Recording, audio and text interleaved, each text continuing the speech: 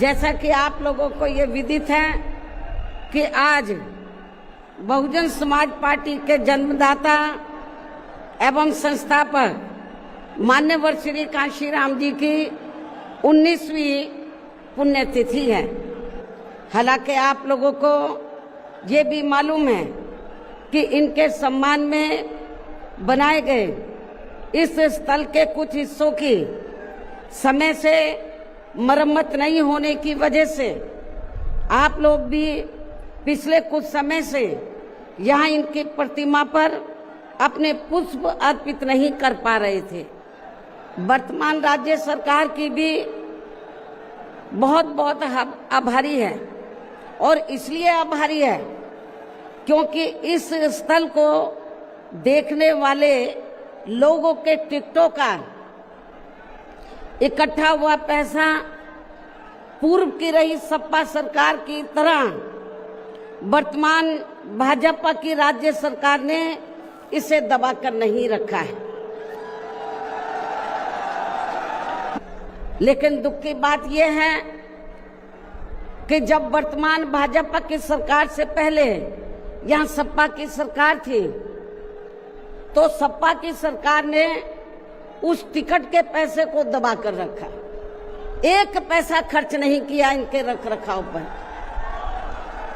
और हालत बड़ी जर्जर हो गई थी स्थलों की। यही नहीं और भी स्थल थे, पार्क थे, उनकी हालत बड़ी खराब हो गई थी। लेकिन जब अब वो सत्ता से बाहर है समाजवादी पार्टी, तो अभी 2-3 दिन पहले वो मीडिया में खबर छपवा रहे थे कि हम मान्यवर श्री कांशीराम जी के सम्मान में संगोष्ठी करेंगे।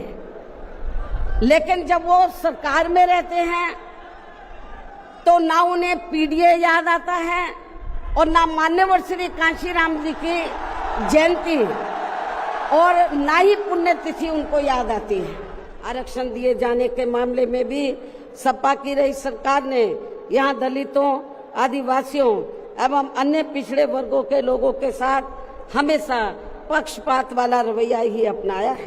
कांग्रेस पार्टी का भी ज्यादातर जातिवादी, संकीर्ण व पूंजीवादी सोच के आधार पर ही शासन चलता रहा है और सन 1975 में देश में लगी इमरजेंसी में तो कांग्रेस पार्टी की रही सरकार ने यहाँ बाबा साहब के संविधान को भी काफी हद तक प्रभावहीन ही बना दिया था। संविधान को हाथ में लेकर किस्म किस्म की नाटकबाजी करते रहते हैं। इसके साथ साथ कांग्रेस पार्टी ने हर प्रकार के हथकंडे इस्तेमाल करके बाबा साहब डॉक्टर भीमराव अंबेडकर को संसद में भी चुनकर नहीं जाने दिया था।